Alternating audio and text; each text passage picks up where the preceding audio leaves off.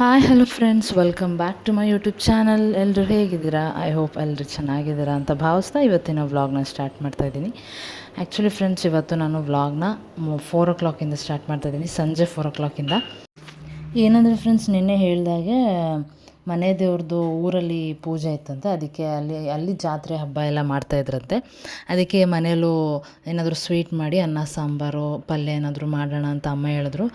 ಅದಕ್ಕೆ ಸೌಮ್ಯ ಅಕ್ಕ ಅವರು ದೇವಸ್ಥಾನಕ್ಕೆ ಹೋಗಿದ್ರಂತೆ. ಅಲ್ಲೇ ದೇವಸ್ಥಾನಕ್ಕೆ ಹೋಗಿ ಮಧ್ಯಾಹ್ನ ಬರಲಿಲ್ಲ, ಬನ್ನಿ ಅಂತ ಹೇಳಿದ್ವಿ.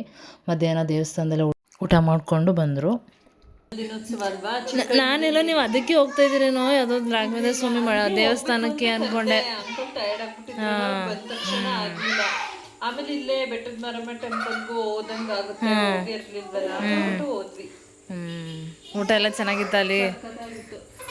ಪಾಯಸ, ಕಡಲೆಬೇಳೆ ಪಾಯಸ, ಬಾತು, ಮತ್ತೆ ಇದು ಕಡಲೆಕಾಳು ಬದನೆಕಾಯಿ ಗುಜ್ಜು, ಅನ್ನ ಸಾಂಬಾರು ಚೆನ್ನಾಗಿದೆ. ನಂಗೆ ಆ್ಯಕ್ಚುಲಿ ದೇವ್ರ ಪ್ರಸಾದ ಅಂದ್ರೆ ನನಗೂ ಅಷ್ಟೇ, ಎಲ್ಲ ಮಿಸ್ ಮಾಡೋದಿಲ್ಲ ನಾನು. ಹಾಯ್ ಫ್ರೆಂಡ್ಸ್, ನಾವೀಗ ರಾಘವೇಂದ್ರ ಸ್ವಾಮಿ ಮಠಕ್ಕೆ ಹೋಗ್ತಾಯಿದ್ದೀವಿ.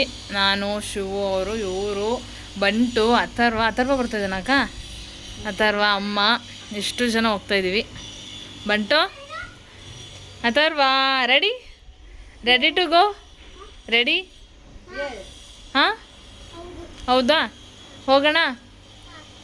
ಓಕೆ ಫ್ರೆಂಡ್ಸ್, ನೋಡಿದ್ರಲ್ಲ ಎಷ್ಟು ಜನ ರಾಘವೇಂದ್ರ ಸ್ವಾಮಿ ಮಠಕ್ಕೆ ಹೋಗೋಣ ಅಂತ ಹೋಗ್ತಾರೆ. ಚಿಕ್ಕಳ್ಳಿಯಿಂದ ಮುಂದೆ ನಾನು ಮುಂಚೆ ಒಂದು ಸಲ ವ್ಲಾಗಲ್ಲಿ ಹಾಕಿದ್ದೆ. ನಾನು ಮತ್ತು ನನ್ನ ತಮ್ಮ ಮದುವೆಗೂ ಮುಂಚೆ ಹೋಗಿದ್ವಿ. ಅಲ್ಲಿಗೆ ಹೋಗೋಣ, ಇಲ್ಲಿಗೂ ಹತ್ರ ಆಗುತ್ತೆ ಅಂತ ಹೋಗ್ತಾಯಿದ್ವಿ. ಆ್ಯಕ್ಚುಲಿ ನಿಮಗೆ ಗೊತ್ತಿರೋ ಹಾಗೆ 431ನೇ ವರ್ಷದ ವರ್ಧಂತಿ ಮಹೋತ್ಸವ ನಿನ್ನೆ ಆಗಿತ್ತು. ತುಂಬ ಒಳ್ಳೆ ದಿನ, ಎಲ್ಲರೂ ಹೋಗ್ತಾಯಿದ್ರು. ಸೊ ನಾವು ಹೋಗ್ಬಿಡೋಣ, ಎಲ್ಲರೂ ಮನೇಲೇ ಇದ್ವಲ್ಲ ಈವ್ನಿಂಗ್ ಅಂತ ಹೋದ್ವಿ. ಬಂದು ಹೇಗಿತ್ತು ಸ್ಕೂಲ್ ಇವತ್ತು?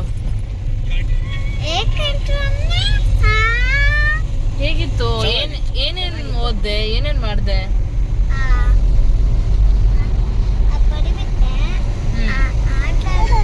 ಆಟ ಆಡ್ದ?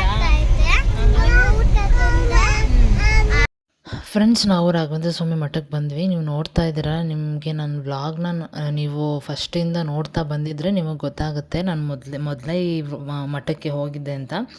ಮದುವೆಗೂ ಮುಂಚೆನೇ ನಾನು ಮತ್ತು ನನ್ನ ತಮ್ಮ ಹೋಗಿದ್ವಿ. ನಮ್ಮ ಮನೆಗೂ ಅಲ್ಲಿಗೂ ಕಟ್ಕೊಳ್ಳೋಕ್ಕೂ ಹತ್ರ ಆಗ್ತಾಯಿತ್ತು, ತುಂಬ ದೂರ ಏನಾಗ್ತಾಯಿಲ್ಲ, ಒಂದು 20 to 25 minutes ಅಷ್ಟೇ. ಇಲ್ಲೂ ಹತ್ರನೇ. ಎಷ್ಟು ಚೆನ್ನಾಗಿರುತ್ತೆ ಅಂತಂದರೆ ತುಂಬ ಖುಷಿಯಾಯಿತು ಹೋಗಿ. ಎಷ್ಟು ಜನ ಇದ್ದರು ಇಲ್ಲಿ ಭರತನಾಟ್ಯ ಮಾಡೋದಕ್ಕೆ. ಡ್ಯಾನ್ಸ್ ಎಲ್ಲ ರೆಡಿಯಾಗಿ, ಡ್ಯಾನ್ಸರ್ಸ್ ಎಲ್ಲ ರೆಡಿಯಾಗಿ ಕೂತಿದ್ರು. ಅರ್ಧ ಗಂಟೆಗೆ ಒಂದು ಸಲ ಮಹಾಮಂಗಳಾರತಿ ಮಾಡ್ತಾಯಿರ್ತಾರೆ. ಹಾಗೆ ನಾವು ಹೋದಾಗ ವೆಯ್ಟ್ ಮಾಡ್ತಾಯಿದ್ರು ಎಲ್ಲರೂ ಮಹಾಮಂಗಳಾರತಿಗೋಸ್ಕರ. ನಾವು ಸ್ವಲ್ಪ ಹೊತ್ತು ಕೂತ್ಕೊಂಡ್ವಿ. ನಾವು ಟೈಮ್ ಜಾಸ್ತಿ ಏನು ಇಟ್ಕೊಳ್ಳಿಲ್ಲ, ಒಂದು 10 ನಿಮಿಷ ವೆಯ್ಟ್ ಮಾಡಿದ್ವಿ. ಅಷ್ಟರಲ್ಲಿ ದೇವ್ರ ದರ್ಶನ ಕೂಡ ತುಂಬ ಚೆನ್ನಾಗಾಯಿತು. ಈ ಒಂದು ಸ್ಪೆಷಲ್ ದಿನ ಬಂದಿದ್ದು 431ನೇ ವರ್ಧಂತಿ ಮಹೋತ್ಸವ ರಾಯರದು. ಅವತ್ತಿನ ದಿನವೇ ಬಂದಿದ್ದು ನಮಗೆ ತುಂಬ ಖುಷಿಯಾಯಿತು. ಆ್ಯಕ್ಚುಲಿ ಪ್ಲ್ಯಾನೇ ಇರಲಿಲ್ಲ ಹೋಗಬೇಕು ಅಂತ, ಸುಮ್ಮನೆ ಕೂತ್ಕೊಂಡು ಮಾತಾಡ್ತಾಯಿದ್ವಿ. ಸಡನ್ನಾಗಿ ಹೋಗೋಣ ಅಂತ ಅಂದ್ಕೊಂಡು ಬಂದಿದ್ದು. ನೋಡ್ತಾ ಇದ್ರಲ್ಲಿ ಎಷ್ಟು ರಶ್ ಇದೆ ಅಂತ, ಸಿಕ್ಕಾಪಟ್ಟೆ ರಶ್ ಇತ್ತು. ಮಾರ್ನಿಂಗಿಂದನೂ ಇದೇ ಥರ ರಶ್ ಇತ್ತಂತೆ. ಹಾಗೆ ದರ್ಶನ ಎಲ್ಲ ಮುಗಿಸ್ಕೊಂಡು ಪ್ರಸಾದ ಇದೆ ಅಂತ ಹೇಳಿದ್ರು. ಅದಕ್ಕೆ ಪ್ರಸಾದ ತೊಗೊಳಕ್ಕೆ ಹೋಗ್ತಾಯಿದ್ದೀವಿ. ಪ್ರಸಾದ ಇದ್ದಿದ್ದು ಮೇಲ್ಗಡೆ. ಪ್ರಸಾದ ತುಂಬ ಚೆನ್ನಾಗಿರುತ್ತೆ. ನಾನು ಮುಂಚೆ ಹೋದಾಗ ಸಖತ್ ಇಷ್ಟಪಟ್ಟಿದ್ದೆ. ನಾನು ಶಿವವ್ರಿಗೂ ಹೇಳ್ತಾಯಿದ್ದೆ, ತುಂಬ ಚೆನ್ನಾಗಿತ್ತು ಪ್ರಸಾದ. ಏನೋ ಒಂಥರ ಡಿಫ್ರೆಂಟಾಗಿತ್ತು ಟೇಸ್ಟು. ಯೂಶ್ವಲಿ ನಾನು ದೇವ್ರ ಪ್ರಸಾದ ಅಂತಂದರೆ ಜಾಸ್ತಿ ಇಂಟ್ರೆಸ್ಟ್ ಕೊಡ್ತೀನಿ. ಸೌಮ್ಯಕ್ಕ ನಾನು ಇಬ್ಬರು ಅದೇ ಮಾತಾಡ್ಕೊತಾ ಇರ್ತೀವಿ. ಅವರು ಅಷ್ಟೇ, ದೇವ್ರ ಪ್ರಸಾದ ಅಂದರೆ ಸಖತ್ ಇಷ್ಟ ಅಂತೆ. ಹಾಗೆ ನನಗೂ ಅಷ್ಟೇ. ದೇವಸ್ಥಾನದಲ್ಲಿ ಇನ್ ಕೇಸ್ ಫ್ರೀ ಇದ್ದರೆ, ತುಂಬ ಅರ್ಜೆಂಟ್ ಇಲ್ಲ ಅಂತಂದರೆ ಪ್ರಸಾದ ತೊಗೊಳ್ದೆ ನಾವು ಹೋಗೋದೇ ಇಲ್ಲ. ಹಾಗೆ ಬಾತು ಮತ್ತು ಸ್ವೀಟ್ ಪೊಂಗಲ್ ಕೊಟ್ಟಿದ್ದರು. ಸ್ವೀಟ್ ಪೊಂಗಲ್ ಅಂತೂ ಸಖತ್ ಇಷ್ಟ ಆಯಿತು, ಎಲ್ರಿಗೂ ಇಷ್ಟ ಆಯಿತು. ಶಿವು ಅವರಂತೂ ಅಂದರೆ ಗೊತ್ತೇ ಆಗಲಿಲ್ಲ ಅವ್ರಿಗೆ ಸ್ವೀಟ್ ಪೊಂಗಲ್ ಅಂತ. ಬೇರೆ ಥರ ಟೇಸ್ಟ್ ಇತ್ತು, ಚೆನ್ನಾಗಿತ್ತು ಒಂಥರ. ಹೊಟ್ಟೆ ತುಂಬ ಊಟ ಮಾಡಿದ್ವಿ. ಮತ್ತು ಇನ್ನೊಂದು ಸಲ ದೇವರಿಗೆ ನಮಸ್ಕಾರ ಮಾಡಿಕೊಂಡು ಇವಾಗ ಹೊರಟಿದ್ದೀವಿ. ಬಂದು ಇಲ್ಲಿ ದರ್ಶನ ಮಾಡಿದ್ದು ತುಂಬ ಮನಸ್ಸಿಗೆ ಎಲ್ಲರಿಗೂ ಖುಷಿಯಾಯಿತು. ಎಲ್ಲರೂ ಖುಷಿಯಿಂದ ದರ್ಶನ ಮಾಡಿಕೊಂಡು ಮನೆಗೆ ಹೊರಟ್ವಿ. ಕತ್ಲೆ ಆಗಿತ್ತು. ಆಲ್ಮೋಸ್ಟ್ ನಾವು ಮನೆಯಿಂದ ಹೊರಟಾಗಲೇ ಒಂದು 7 ಮೇಲಾಗಿತ್ತು. ನೋಡ್ತಾ ಇದ್ದಾರಲ್ಲ, ಫುಲ್ ಕತ್ಲೆ ಆಗಿದೆ. ಇನ್ನೂ ಎಷ್ಟು ಜನ ಬರ್ತಾಯಿದ್ದಾರೆ ಅಂತ. 10 ಗಂಟೆವರೆಗೂ ಪ್ರಸಾದ ಇರುತ್ತೆ ಅಂತ ಹೇಳ್ತಾಯಿದ್ರು. 10 ಗಂಟೆವರೆಗೂ ದರ್ಶನ ಅಂತೂ ಮಾಡೇ ಮಾಡ್ತಾರೆ ಜನಗಳೆಲ್ಲ ಬಂದು. ಏನ್ ಗೊತ್ತಾ ರಕ್ಷಿತಾ, ನೀನ್ ಬ್ಲಾಗ್ ಅಲ್ಲಿ ಅದೇ ಅಮ್ಮ ಏನೋ ಹೇಳಿದ್ರಂತಲ್ಲ, ನಾನ್ ವಜ್ರ ತಗೊಂಡ್ ಬಂದಿದ್ದು. ಅದನ್ನ ಯಾರೋ ಕಮೆಂಟ್ ಹಾಕೋರೆ, ರಮ್ಯಾ ನೀವು ಬುದ್ಧಿವಂತನೇ ಬಿಡಿ, ನೀವ್ ಆ ವಯಸ್ಸಲ್ಲೇ ಅಷ್ಟು ಕೊಡಿದ್ದಾಗ್ಲೇನೆ UKG ಅಲ್ವಾ? LKG UKG ನಾನು ಅದೇ ಅನ್ಕೊಂಡೆ, ನೀವು LKG ಆತರ ಅಲ್ಲ, ಯಾರು ಅದನ್ನ ನೀಟಾಗಿ ಬಂದು ನೀವು ಬುದ್ಧಿವಂತೇನೆ ಬಿಡಿ ರಮ್ಯಾ, ನೀವು ಅವಾಗ್ಲೇ ಹಿಂಗೆ ನಿಮ್ಮ ಅಮ್ಮ ಬ್ಲಾಗ್ ಅಲ್ಲಿ ಹೇಳಿದಾರೆ ರಕ್ಷಿತಾ ಅವ್ರ ಬ್ಲಾಗ್ ಅಲ್ಲಿ ಅಂತ ಅನ್ಕೊಂಡು, ನಾನಪ್ಪ ಎಷ್ಟು ನೀಟಾಗಿ ಬ್ಲಾಗ್ ನೋಡ್ಬಿಟ್ಟು ಕಮೆಂಟ್ ಮಾಡೋರಲ್ಲ ಅಂತ ಅನ್ಕೋತಾ ಇದ್ದೆ. ಹಾಗೆ ಹಿಂಗೆ ಅಂದ್ರೆ ಅದ್ಯಾಕೆ ಪಳ ಪಳ ಅಂತ ಹೊಡಿತೈತಲ್ಲ, ಅದಕ್ಕೆ ತಗೊಬಂದಿದ್ದು ನಮ್ಗೆ ಶಾಕ್ ಆಗ್ಲಿಲ್ಲ. ಎಲ್ಲಾರು ಕೂತಿದಾಗ ಅಮ್ಮನ ಸೈಡಲ್ಲಿ ಕರೆದು ಬಿಟ್ಟು ಅದು ನೋಡಿ ನಿಮ್ಗೆ ನಮ್ಮಮ್ಮ ಏನು ಅಂದ್ರೆ ಕರೆಕ್ಟಾಗಿ ಅದು ನಮ್ಮ ಅಮ್ಮಂದಂತೂ ಟೈಮಿಂಗ್ಸ್ ಇತ್ತು. ಸಂಜೆ ಆಯ್ತು ಅಂತ ಅಂದ್ರೆ ಒಂದು 5 ಗಂಟೆ ಅಂದ್ರೆ 6 ಗಂಟೆ ಆಗೋಕ್ಕಿಂತ ಮುಂಚೆ ಹೋಗಿ ಅಲ್ಲಿ ಕಸ ಎಲ್ಲ ಅವಾಗ ಕಲೆಕ್ಟ್ ಮಾಡಕ್ಕೆಲ್ಲ ಬರ್ತಾ ಇರ್ಲಿಲ್ಲ. ಡಸ್ಟ್ಬಿನ್ ಅಲ್ಲಿ ಕಲೆಕ್ಟ್ ಆಗಿರೋದನ್ನ ಅಲ್ಲೊಂದು ಜಾಗ ಇತ್ತು, ಅಲ್ಲಿ ಹಾಕ್ಬಿಟ್ಟು ಬರಬೇಕು. ನಾವು 3rd ಫ್ಲೋರ್ ಅಲ್ಲಿ ಇದ್ದಿದ್ದು, ಅಂದ್ರೆ 2nd floor, ground first 2nd floor ಅಲ್ಲಿ. ನಮ್ಮಮ್ಮ ನಾವು ಸ್ಕೂಲಿಂದ ಬರೋ ಟೈಮ್ಗೆ 4 ಗಂಟೆ ಆ ಟೈಮಲ್ಲಿ ಅಲ್ಲಿ ಅದೇ ಹೆಂಗೆ ಅಂದ್ರೆ ಕಸನ ಸುಲ್ಬಿಟ್ಟು ಬಂದು ಆ ಡಸ್ಟ್ಬಿನ್ ತಗೊಬಂದು ಸೈಡಲ್ಲಿ ಇಟ್ಬಿಟ್ಟು ಅಲ್ಲಿ ಕುತ್ಕೊಂಡು 4 ಜನ ಆಂಟಿದಿರು, 2 ಮನೆ ಆಪೋಸಿಟ್ ಇತ್ತಲ್ಲ ಕ್ವಾರ್ಟರ್ಸ್ ಅಲ್ಲಿ, ಕುತ್ಕೊಂಡು ಮಾತಾಡೋದು. ನಾನು ಹುಚ್ಚು ನಮ್ಮಮ್ಮ ಏನು ನಾನು ಇಂಪಾರ್ಟೆಂಟ್ ವಿಷಯ ಹೇಳ್ಬೇಕು ಹಿಂಗ್ ಕುತ್ಬೇಕಾಯ್ತಲ್ಲ ಅಂತ ಅನ್ಕೊಂಡು, ಅಮ್ಮ ಇಲ್ಲಿ ನಿಮ್ಗೊಂದು ವಿಷಯ ಹೇಳ್ಬೇಕು ಅನ್ಕೊಂಡು ಕರ್ಕೊಂಡೋಗಿದ್ದೆ. ನೆನಪಿದೆ ನಿಮ್ಗೆ?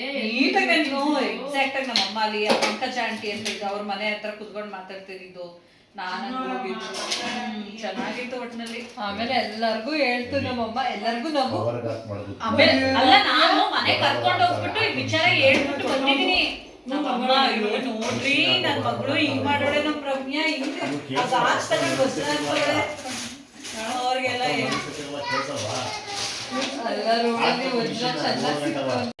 ಇದು ಇನ್ನೊಂದ್ ಏನ್ ಗೊತ್ತಾ, ಇರ್ತದಲ್ಲ ಕಿಚನಿಗೆ ಪಾತ್ರೆ ಹಾಕೋದು, ಅದು ಚೆನ್ನಾಗಿ ಬಂದೈತೆ. ನಾನು ಬುಕ್ ಮಾಡಿದೆ. ಬೆಳಗ್ಗೆ ಚೆನ್ನಾಗಿ ಬಂದಿದೆ ಅಂದ್ರೆ ಇಷ್ಟ ಐತೆ ರಮ್ಮಿ, ಚೆನ್ನಾಗಿ ಬಂದೈತೆ. ಲಿಂಕ್ ಶೇರ್ ಲಿಂಕ್ ಶೇರ್ ಕಳ್ಸಿದೆ ಅಲ್ವಾ ನಿಂಗೆ? ಆಯ್ತು, ಚೆನ್ನಾಗೈತೆ ಅದು ಒಟ್ನಲ್ಲಿ. ನನ್ಗೆ ಯಾವ ತರ ಲೇಸಿನೆಸ್ ಅಂತ ಅಂದ್ರೆ ಆ ನೀಡ್ಸ್ ಎಲ್ಲ ನನಗೆ ಗೊತ್ತಿರುತ್ತೆ, ಬೇಕು ಅದು ಅಂತ ಅನ್ಬಿಟ್ಟು ಅಯ್ಯೋ ನನಗೆ ಚಿನ್ನ ತಗೋಬೇಕು ಅಂತ ಬರೋ ಮನ್ಸು, ಪಾತ್ರೆ ತಗೊಳಕ್ಕೆ ಇನ್ನೊಂದು ತಗೊಳಕ್ಕೆ. ಯಾರೋ ಹಂಗೆ ಕಮೆಂಟ್ ಹಾಕಿದ್ರು, ಸುಮ್ ಕುತ್ಕೋ ಹಂಗೆಲ್ಲ ತಗೊಳಕಾಯ್ತದ. ಎಲ್ಲಾರು ಏನ್ ಗೊತ್ತಾ, ತಾವು ತಗೊಂಡಿರ್ತಾರೆ, ಕೆಲವ್ರು ತೋರ್ಸಿರಲ್ಲ. ನಾನು ಹಿಂದಕ್ಷ ಸಮಾಚಾರ ಕೂತ್ಬಿಟ್ಟಿದ್ದೀರಾ ಆರಾಮಾಗಿ? ಮೊನ್ನೆಗೆ 1 ಮಂತ್ ಆಯಿತು ನಮ್ಮ ಮದುವೆ ಆಗಿ. ಏನು ಅನ್ನಿಸ್ತಿದೆ? ಮೊನ್ನೆಗೆ ಎಷ್ಟು ಡೇಟ್ ಹೋಗಿದ್ರೆ 24th. ಯಾರು ಏನು ಗೊತ್ತಾ ಕಮೆಂಟ್ ಮಾಡಿದ್ರು ಇಬ್ರು, ನಿಮ್ಮ ಮದುವೆ 22nd ಅಲ್ಲ 21st ಅಂತ. ನನಗೆ ನಗು ಬಂತು, ನಮ್ಮ ಮದುವೆ ನಮಗೆ ಗೊತ್ತಿಲ್ವಾ ಅಂತ. ಇಲ್ಲ 21st ಚಪ್ರ 22nd ಮದುವೆ. ಇನ್ಸ್ಟಾಗ್ರಾಮಲ್ಲಿ ಒಬ್ರು ಕಮೆಂಟ್ ಮಾಡಿದ್ರು, ಮತ್ತೆ ಯೂಟ್ಯೂಬಲ್ಲಿ ಒಬ್ರು ಕಮೆಂಟ್ ಮಾಡಿದ್ರು. ಕನ್ಫ್ಯೂಸ್ ಆಗ್ಬಿಟ್ಟಿದ್ದಾರೆ ಅನ್ಸುತ್ತೆ.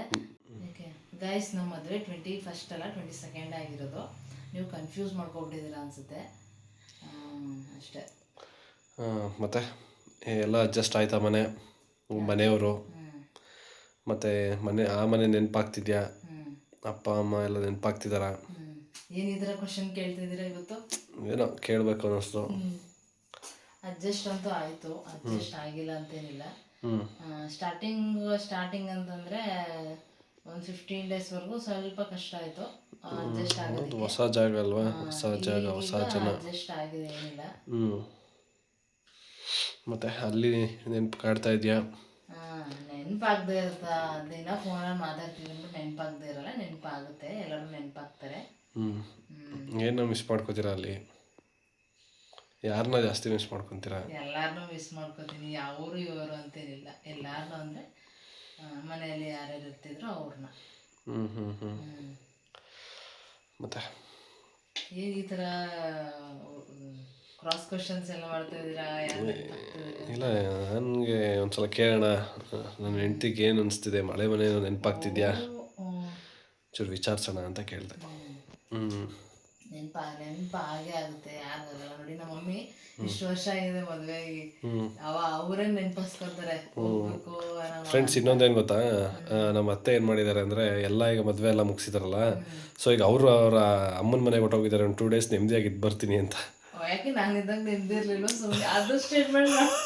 ಆದರೆ ಆ ಥರ ಅಲ್ಲ, ಓಡಾಟ ಅದು ಇದು ಅಂತೆಲ್ಲ ಬ್ಯುಸಿ ಆಗಿರ್ತಾರಲ್ಲ, ಈಗೇನೋ ಒಂಚೂರು ತಾಯಿ ಹತ್ರ ನಮ್ಗೆ ಹೆಂಗ್ ಬಂದರೆ. ಗೊತ್ತಾ, ಒಂದು 3 ಮಂತ್ಸಿಂದ ಓಡಾಡಿ ಹಿಂಗಾಗ್ಬಿಟ್ಟಿದೆ ಅಂತಂದ್ರೆ ನಾವು ಕಂಪ್ಲೀಟ್ 1 ವೀಕ್ ಆದ್ರೂ ರೆಸ್ಟ್ ಮಾಡೋಣ ಅಂತ ಅನ್ಸುತ್ತೆ. ಅಂದ್ರೆ ರೆಸ್ಟ್ ಮಾಡೋಣ ಅಂತಂದ್ರೆ ಮನೇಲೇ ಇದ್ರು ಬೋರ್ ಆಗುತ್ತೆ. ಅಟ್ಲೀಸ್ಟ್ ಹೊರಗಡೆ ಇಲ್ಲೇ ಅಲ್ಲೇ ಓಡಾಡ್ಬೇಕು ಅನ್ಸುತ್ತೆ.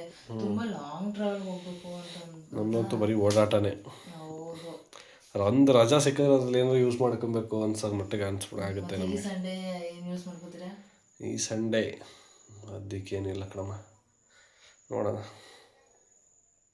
ಸಣ್ಣ ಪುಟ್ಟ ಇಲ್ಲೇ ಯಾವುದೇ ದೊಡ್ಡ ದೊಡ್ಡ ಪ್ಲ್ಯಾನ್ ಮಾಡಿದೆ, ಇಲ್ಲೇ ಮಾಡ್ಕೊಂಡು ರೆಸ್ಟ್ ಮಾಡಬೇಕು. ಫಂಕ್ಷನ್ ಇದೆಯಾ ಸಂಡೇ ಇಲ್ಲ, ಆ್ಯಕ್ಚುಲಿ ಗುರುವಾರ ಇದೆ ಅಷ್ಟೇ. ಗೃಹ ಪ್ರವೇಶ?